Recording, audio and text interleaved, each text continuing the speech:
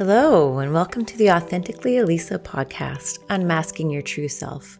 I'm Elisa Bogarts, your guide on this journey to discovering the most genuine version of yourself. Each episode is a step towards unveiling the incredible power that lies within you as we strip away all the shoulds and shine a light on the coulds. Together, we'll explore the path of self-empowerment, self-confidence, and the courage to be unapologetically you. Thank you for being here. So let's dive into today's episode. We're going to talk about the power of a goodwill mindset in business and in life, and knowing that goodwill really starts with you. And we're going to learn about the difference between goodwill and ill will, and then how to apply goodwill into our lives and into our business. And today, I have an amazing guest with me, Doyle Banks. And Doyle Banks is the Connection Advantage Coach, and he helps folks with partners who don't listen to them learn how to make clear requests so that they have a better chance of being heard and misunderstandings don't turn into fights. He shows clients how to create fulfilling relationships so that they have less stress, strain, and struggle, and more security, safety, and stability. Doyle does this using combination of mindfulness habits, empathy skills, and a goodwill mindset, which helps them build relationships based on understanding, respect, and trust in the bedroom, the boardroom, and beyond. Welcome, Doyle. So happy to have you here. That was a mouthful. Hey, Elisa. Great to be here. Thank you for the invitation. Yeah, I'm so excited that we're doing this together. So tell me sort of how you got into like this field of work and why you're so passionate about it. Sure. I was inspired back in the mid 90s. My best friend was getting into life coaching as he had retired from his career in electrical engineering and had a real passion for helping people, particularly uh, kind of in self development, personal growth. And so he was taking some courses and uh, starting to build a clientele. And I kind of watched over his shoulder a bit, and we would talk about it regularly. So I started dipping my toe into the water, and uh, I was in kind of in the middle of my IT career at that point. So I had my full-time day job. So the coaching was, a side gig, side hustle. Sounds familiar. And Yeah. it, yeah, and it really lit something up in me to be able to take my life lessons, uh, talk about them or structure them into a program that then I could walk someone through and watch the change happen, the positive changes happen for them. And I wasn't too sure at first it would work and figured out that it did work. And so kept it up as a side gig up until about 2.5 years ago. Uh, the way I put it is I was invited to retire from my day job. And so started working on my coaching business full time. Nice. And I'm really, I knew it was getting close to time for me to leave that company and retire. They just kind of helped me do it about a year ahead of my schedule. Right. But it has worked out well. That's awesome. Yeah, I think that's what a lot of us coaches do is that we have our experiences in our lives um and it's just and once you get into coaching, I had the same sort of thing. It's like, wow, this is amazing stuff. Like the power of coaching and the transformations that people can make is just incredible. And I just like you, I was super sparked by it. Just like, I got to Yeah. bring this out into the world. Right, right.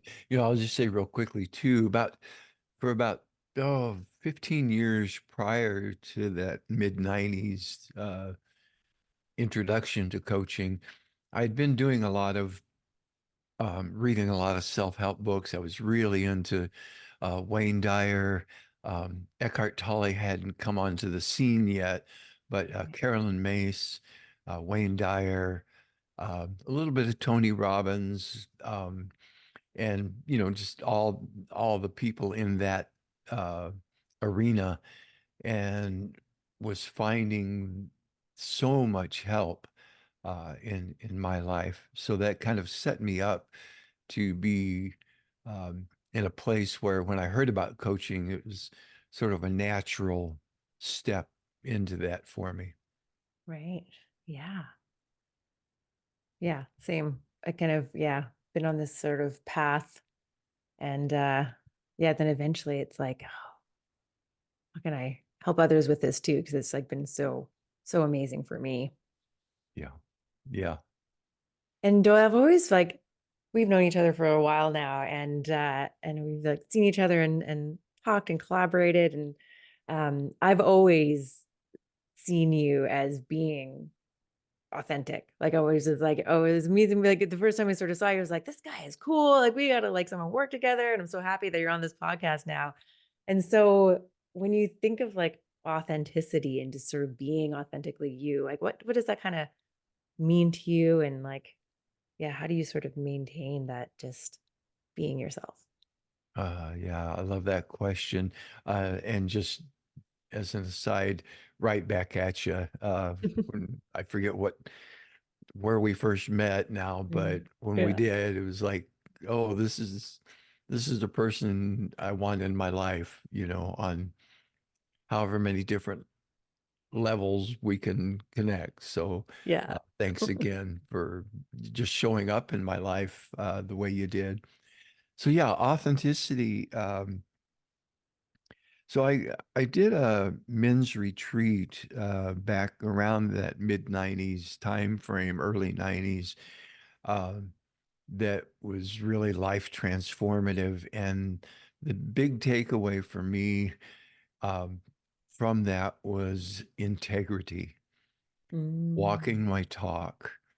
And part of the structure of that program was after the weekend retreat, then you had the opportunity, I had the opportunity to participate in a small group that met weekly for Oh, nice. I think we met for about a year. The program required or requested 6 weeks, I think it was, but we just kept meeting. Hmm. And in those meetings, it was uh, sort of like a mastermind these days where there's some accountability. You set your goals and then you report on them. Well, this was sort of you would say what you were working on in your internal development Right. and your behaviors and so on. We had guys, who were recovering addicts and, from all different gamuts of life. And the idea was to hold our own feet to the fire with the help of the other guys to, Mm. to make sure, am I walking my talk? And it it really locked something in for me um, in terms of my own ability to live authentically. And yeah, it's just been a part of how I am and how I live since then. And that then all led me to, so I have kind of three values that I live Mm. by: integrity, of course, Yeah. compassion. And Mm. so being in integrity, then I can have authentic compassion for myself Yeah. and for others.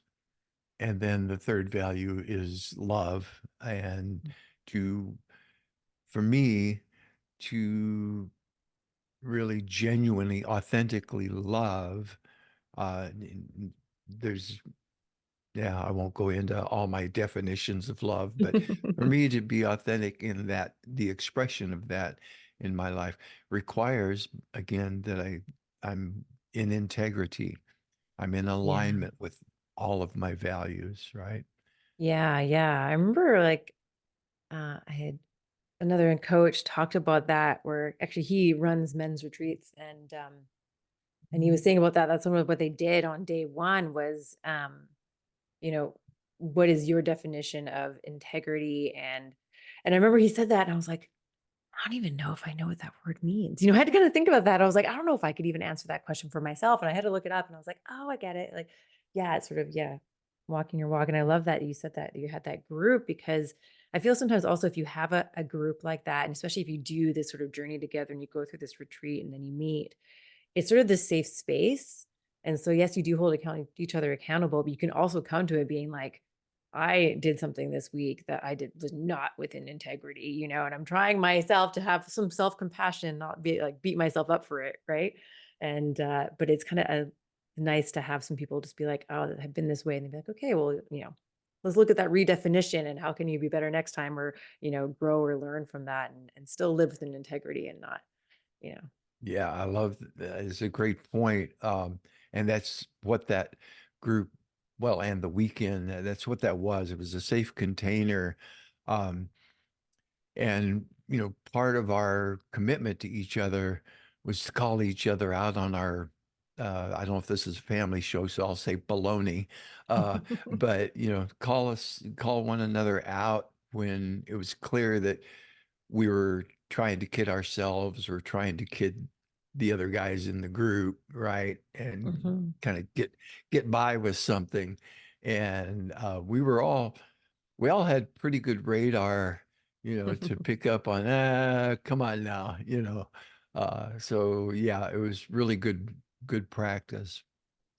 Yeah, and it can be hard to kind of like think about that. Like really truly for me now, what is it to live within integrity and like because then I can actually be like authentic as opposed to "Oh, I'm supposed to be a certain way or whatever. Because that is inauthentic, really, if you're just sort of doing what Yes. other people think that you should be doing or what society says or any of those things. Um, or yeah, just kind of how you were brought up. But actually taking that time to be like, this is what it means for me and this is how I will be. Yeah. And then holding it yourself to it. And it is hard because it like even just the other day, actually, I don't drive very often, I don't have a car, but here we have these car shares. And I was a total I did this one thing and I was like, oh man, I'm being such a dick driver right now. And I was in a bit of a rush and I was like, oh, no, like immediately I like regretted it. And I like it's still like a few days later, I'm like still thinking about that. I was like, oh, I was like not being in integrity in that moment. I was being this, but again, like, yeah, you're just saying like one of those values being self-compassion. It's like, but it's interesting somehow you're like, oh, I thought that I've been doing all this transformational work and like moving beyond that. And then all of a sudden you find yourself in this situation. You're like, oh, that was me from like 20 years ago. Like, how did she bring up her ugly little head? Like, don't like you. Yeah, Go away. right. Right. Well, one of the myths, of our work, doing transformational work, and you probably see this in your clients and in other situations, is that we have to be perfect, right? That if we're really being authentic, then that means we're like, at Buddha and Jesus level, right? Right. Well, no, it means we're willing to own our stuff when it shows up, um, and course correct, you know. Yeah. And, like you were saying, where did that Elisa from 20 years ago, where'd she come from? Well, she's in there, right? She's Mm. part of the fabric of Elisa. And there was something that version of you needed in that moment that wasn't getting met as Right. you were driving, and like, okay. Uh, Yeah. and so you recognized it. You recognize, wait a minute, that's not how I want to show up. Yeah. And you'll do better next time. And I think that's a big part of, for me, big part of living authentically is, and I have to work at reminding myself of this on a regular basis because I'm real forgetful about this, is that, as Wayne Dyer used to say, I'm a better man today than I used to be or than I was yesterday. You Hmm. know, and you're a much better version of Elisa today than Elisa 20 years ago, and so Yeah. on. Yeah, and actually even today we were, in a class together and it was like that you can sort of be and it was like this sort of controversy, like, yes, in that moment, I was this, person that I wasn't living in integrity, and I am a careful driver, and I am a cautious driver, and, or a good driver, and I do care, and, I am compassionate or whatever, like, you can have both of those things, to try to, yeah, just kinda see that you can yeah, that you doesn't mean that you're all evil. Yes, yes, right, right. Yeah, yeah. So let's talk about today's topic about this whole idea of a goodwill mindset. So what is a goodwill mindset? And like, yeah, tell us about that. A goodwill mindset is a frame of mind in which I, Gandhi had a word that he used in when he was training his followers in nonviolent resistance. The Indian word is ahimsa, Ahimsa, ahimsa, and it means having no enemy image. In other words, what Mm, he was teaching then in that context was, let's not make the British our enemies. Let's make them our fellow human beings, figure out how to talk to them like they are our fellow human beings, and figure out a peaceful way to disentangle ourselves or to get them out of ruling over us, us being the nation of India, give us right. our independence. So he approached the British authorities from that frame of mind. And, it was just a brilliant strategy that he used. And I won't go into all the pieces and parts of it, but that idea of having no enemy image inside of our minds and our hearts Mm, kind of, for people who practice Christianity, Jesus said, love your enemies as you love yourselves. So it's that same kind of idea. right. And the way I practice it comes from my own practice in Buddhist meditation, which is to use that, look at myself as a friend and not create enemy images of the parts of myself that maybe get upset when I'm driving or whatever the situation might be, Hmm. and realize, yeah, I'm human. I'm doing the best I can in this moment. It doesn't mean that that I'm at my best, but in that moment, in that context, I'm using whatever resources I can access, right? So then turn that outward and work at looking at and operating with other people, as okay, this is my my fellow human being, and how can I um, how can I come up alongside of them, stand beside them, stand with them rather than against them? Mm. Yeah, And yeah, and we can even do that with ourselves as well, right? That, like some people talk about like sort of shadow work or how there's like all the different sort of sides of us that, yeah, that there's, I guess, sort of meaning and everything into. Yeah, I love that. And so you were talking, yeah, about like goodwill versus ill will. So is that kind of like your way of looking at it? The ill will, like trying not to have the ill will, that to together sort of like neutrally as equals. Yes, yeah, and the ill will, is kind of having excuse me, sort of like wearing dirty glasses, right? Mm, Smudged up and whatnot. And the the picture is distorted. Ill will does that. It distorts our perceptions of ourselves or other people, so that we're not be able to be authentic, and we're not able to see their authentic selves, right? mhm. And then we start making assumptions about other people. Oh, they're bad, they're this, they're that. And that creates that running conversation of judgment, of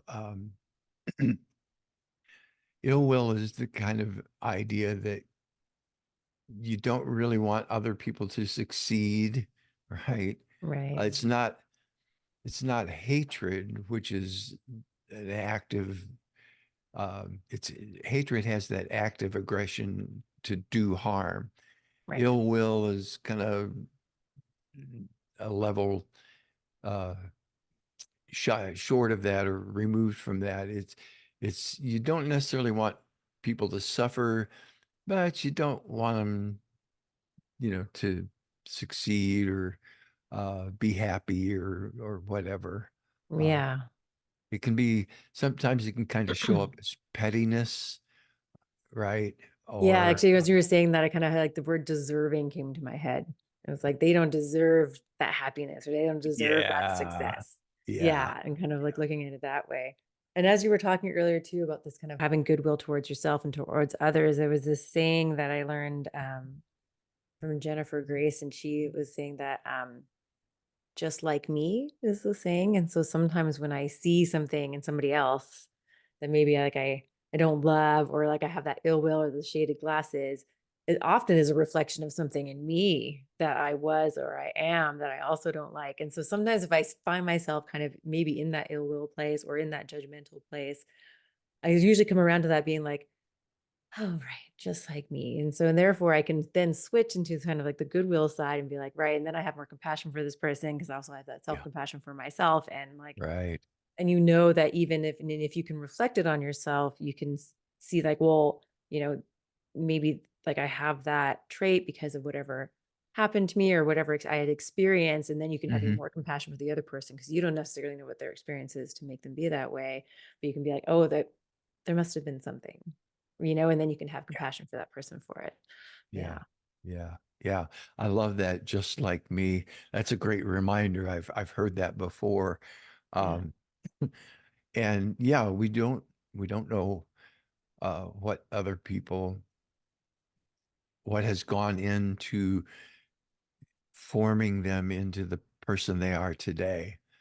Yeah. Um, and so, yeah, when we can learn on ourselves to have compassion for those parts of ourselves we don't like or love or aren't, don't really even want to look at, Mhm. then it helps us learn that behavior and that way of thinking, the mindset, then so that we can look out at others. You mentioned something about I think you said something about perception, and it brought up um, some stuff I've been learning. One of the um, slogans, if you will, or catchphrases they use is projection is perception. And Mm. what I'm learning um, is that we we form a view of the world, right? Or our glasses, if you will, are either smudged or relatively clean, and that's how we see the world, but it's not just what's coming into our eyes. We're projecting out a picture that we already have of the world. And then people or situations kind of match that picture or not. And so that's for me makes cultivating a goodwill mindset even more important so that I have a clear, as clear as possible framework inside of me that's projecting out, right? Yeah. An open-hearted, open-minded attitude so that I can receive people as they are instead of trying to make them fit into my picture. Does that make any Right. sense? Yes, that makes total sense. And that, yeah, kind of like going to your second point that goodwill starts with you, Yeah. right? Because yeah, if you have it in, then what you put out, you will get back. Yeah. And Yeah. yeah, and that kind of not distorting it, which can be really difficult sometimes because we all have like our sort of viewpoints of things, and we can often like take our past and we can sort of like throw it into the future. Like you're saying, that sort of that projection, like, well, this is what happened before, or someone like you was like this, so therefore you're going to be like this, or Yes. yeah, this is my sort of tainted view. And to sort of try to let go of that and be like, okay, this is a new situation, this is a new day. Even with the same person, if they did something before, doesn't mean they're necessarily going to exactly do it again. Sure, you can be like a Yeah. little bit cautious, but to Yeah. just immediately assume, um yeah, and judge. Yeah, yeah, it's I sometimes get the privilege of working with couples and exactly what you said, it's the same person, right? Sometimes in the span of 1 hour, right? And Yeah. all of a sudden, like, ooh, you're my enemy now. Oh, like, well, where'd that come from, right? Oh, well, you gave me that look, right? Or your tone of voice or whatever the thing is that triggers that inner picture that we've got, right? Right, yeah, yeah. It reminds me of that movie 500 Days of Summer. Where it's like this Oh couple, they work yeah. together and they like fall in love, and he loves you at the beginning. He's pointing out all these little things about her that he loves so much and are so cute. And then as they get towards the end of the relationship, he like despises all of those things. And Yeah. And they're like, the same things. they're the same Yeah. thing, same person, same thing. And it was even like a mole on her neck or something. Like, he thought it was the cutest thing, and now it's disgusting. Like, oh, it's the same mole. Oh, that's great. Yeah. Yeah. I love that movie too. Oh, well, Yeah. you had asked or, talking about goodwill starting with us, just reminds me of, we have these pivotal moments that happen in our lives, hopefully, that, kind of break through the cycle that we're in and interrupt it and give us insight and an opportunity to break out of that cycle forever. One of those opportunities for me was back, I was reading um, one of Wayne Dyer's many books, and he said something in there. He said, he was talking about this idea of loving ourselves, caring for ourselves. And he said, you can't give away what you don't have. Mm. Yeah. And it stopped me in my tracks. I mean, I can remember, feeling the highlighter sliding across the page of the book as I go, oh man, I gotta burn this one into my memory. You can't give away what you don't have. And that really was a huge shift for me then into working at cultivating goodwill for myself, uh, so that I had some to give. Right. Yes. Wow. It's amazing how sometimes just one little sentence is like, Right. Right. So, I was thinking something we could do if you'd like. yeah, This kind of goes to the next point about how do we apply goodwill or how do we live it out. So yeah, I've got a little exercise we could do if you'd be game for yeah. that. I love that. Yes. Okay. And for the folks listening, if you're um, not driving a vehicle or operating heavy machinery, do this now. Otherwise, come back and do it at a time that's safe for you to do it. So if you'd like, just close your eyes. If you're sitting, just kind of allow your spine to straighten a little bit so you can take a nice deep breath and just let it out. Just let your body have a moment of relaxation.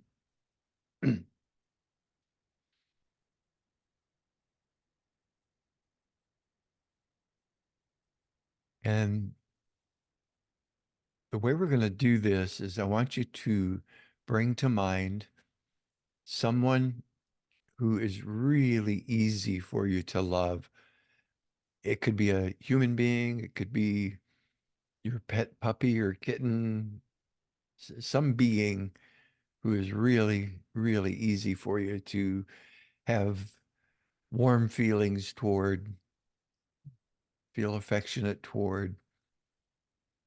Just imagine that person sitting here with you across from you right now. And just let the smile come up on your face as you think about them sitting in a room with them. And now I want you to think up what is the most loving, caring, supportive wish that you could make for this loved one right now. And it doesn't have to be anything long and fancy, just, just a couple of words.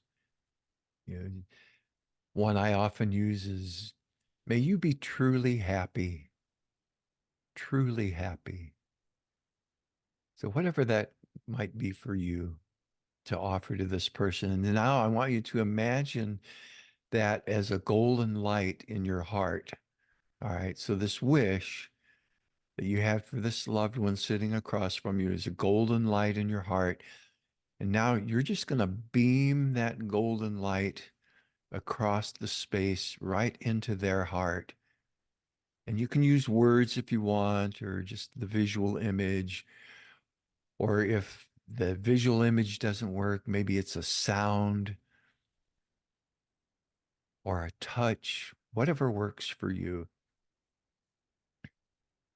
Just send that wish or the energy of that wish right into them. And just sense the joy of offering that to this loved one. Okay? So now I want you to imagine that they have left the room and it's just you, just you. And maybe if you want, you could bring up, if there is for you, if there's a part of you that you have a little trouble feeling, being nice to, being kind to this part of yourself. Imagine that part of yourself now sitting down in that seat across from you. And sometimes this can be really hard for people. So if you're struggling with this part, it's okay. Be gentle and do as much as you can, and don't try to force yourself if you can't quite get there. All right.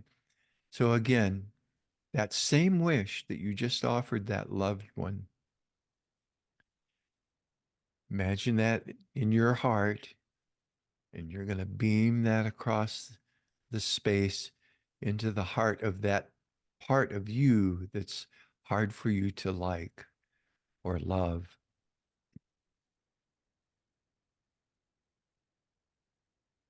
And just imagine now the energy of that wish, that goodwill, filling you from head to toe and filling that part of you sitting across from you from head to toe.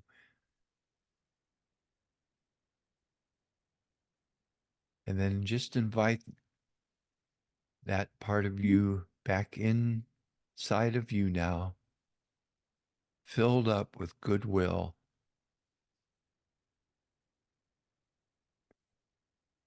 And I invite you just to take a deep breath, wiggle your toes and your fingers.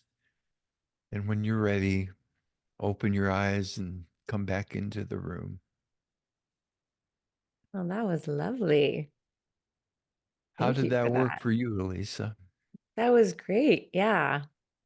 Yeah, you're right. It was much easier with the loved one as opposed Right. to that part of myself. But I actually was surprised how well, I think at first like what I visualized with the part of myself is that at first she was like she turned her face against it, Mm. and I was beaming the light, like, nope, I'm grumpy Elisa. We don't take love in, we don't take in peace. We don't. And then yeah. And then eventually it did sort of surround her whole self. And then Wonderful. yeah, Mm. and then I felt it as it was sort of like she came back, that part came back into me. There was this like um feeling of compassion. Yeah. Yeah. Yeah. Yeah. Thanks for participating. Yeah. Yeah. Thank Yeah, you. I do it that way. That actually, it's a variation on a practice that comes from Buddhism, um, and the teaching is, you start with yourself. In our culture, I find that that's often so hard for people to do, to start there, right? Because there's all these parts that we've been trying to ignore and get away from, and so um, if there's somebody, even if it's a pet, who's easy to stir that up for, it gets Mm. it flowing, and then makes it easier. Okay, now let's try it out on Grumpy Elisa, or yeah, depressed Doyle, or whoever it might be. Yeah. Right. Yeah. Yeah. Yeah. I was introduced to parts work doing my sort of mastery level coaching certification. And that just kind of gave me an idea of something I might do in a future episode. I might do a little parts work because it's so Awesome. interesting, as we do have all these different parts of us. And you can, like, especially if it's something like, yeah, whether it's something that part of you that you don't like love, or you're trying to give goodwill, but also maybe like a part of you, sort of like a habit that you kind of want to change or something that you want to change, you can kind of like, Yeah. you can bring that part of you to the forefront and be like, why don't we try something different for a little bit? Like, thank you so much. Like, you had a purpose and thank you so much. And Yeah. do you mind if you just kind of relax for a little bit and we try something different? And Right. so I think that's kind of what that was doing too. It's like, oh, could grumpy Elisa take on a little bit of peace, or we quiet down for the peace to come through, right? Because that was my wish. Like, may you live in peace. Mm, I love that. I love that. Yeah. Yeah. Yeah. Thank you for that idea. Yeah, yeah. Oh, and thanks for the reminder about parts work. Yeah, I love doing parts work in my coaching practice too. Yeah, it's really kind of fun. Oh yeah. Yeah. Yeah. Oh, well, thank you so much. So we had like learned all about goodwill and the difference of like ill will, and how we really need to have it within ourselves. So it starts with us, in order uh, to get it from others and to have it out in the world and to feel that towards other people. And then we did an amazing little visualization, kind of meditative practice, which I absolutely love. Thank you so much for that. Um, where can our listeners find you? And tell us about Uh, the gift that you want to offer everyone. yeah, yeah. Well, you can get some information about me at doylebanks.com. That's DOYLEBANKS.com. And you can pop an email to me if you've got questions or want more information about the Goodwill practice that we did today. That's Doyle at doylebanks.com. And then I have a gift for your audience. It's a guide called Seven Strategies to End Misunderstandings. And you can get that at doylebanks.com/seven strategies. That's the number seven and the word strategies, strategies. And Yeah, and I'll make sure to have doylebanks.com. those links in the show notes Yeah, as well. So check them out. yeah, yeah. And it's a PDF you can download, and it'll give you some, seven tips on, when those misunderstandings do pop up in relationships. It'll give you some things you can try out. Goodwill is one of the tips. Mhm. So you've got a head start on it.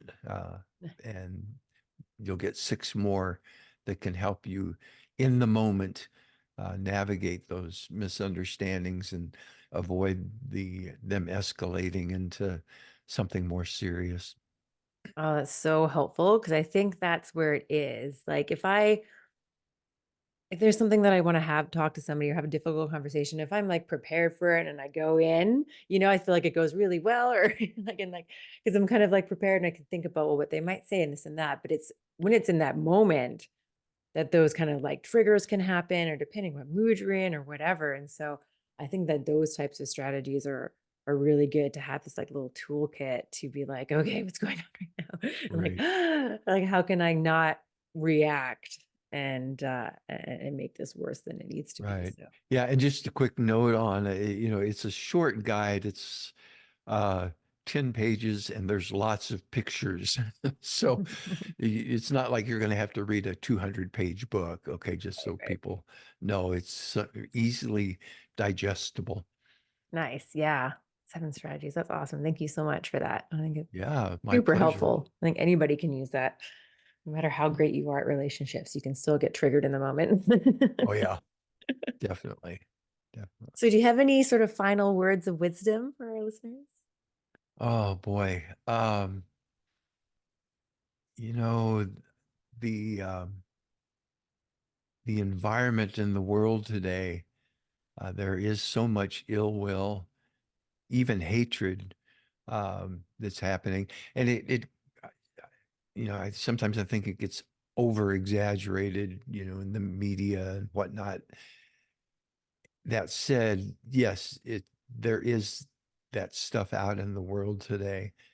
And those of us who are doing this transformational work in our lives, we have a tremendous opportunity to um, to keep things in balance in the world, or even tip. Like Malcolm Gladwell wrote that book years ago, Tipping Point. We can, if we want, we can create that tipping point toward goodwill. It's a matter of, being mindful and putting it into practice every opportunity we can.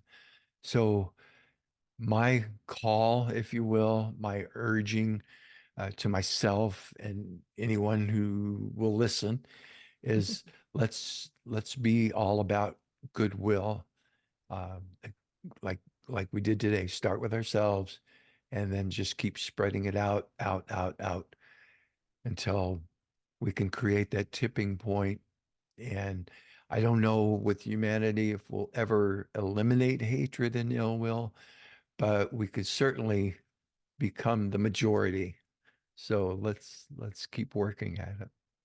Yeah, I love that. And it's because sometimes people think like, oh, there's so much ill will or bad things in this world, or like, what can I do to change it? Or I don't want to just live in my little bubble or turn a blind eye. It's like it is happening. We need to recognize and things like that. It's like, well, what can I do? Is like, well, you could get involved as well, but sometimes what you can do is to have that goodwill or to be that kind person and spread kindness because we're all dealing with all our own things. And yes, some people are in much worse situations than other people, but it doesn't mean that you can't make everybody that you see and deal with that you can make those people's lives better because you don't know maybe what's going on in their lives or what connection they have to what's happening in the world.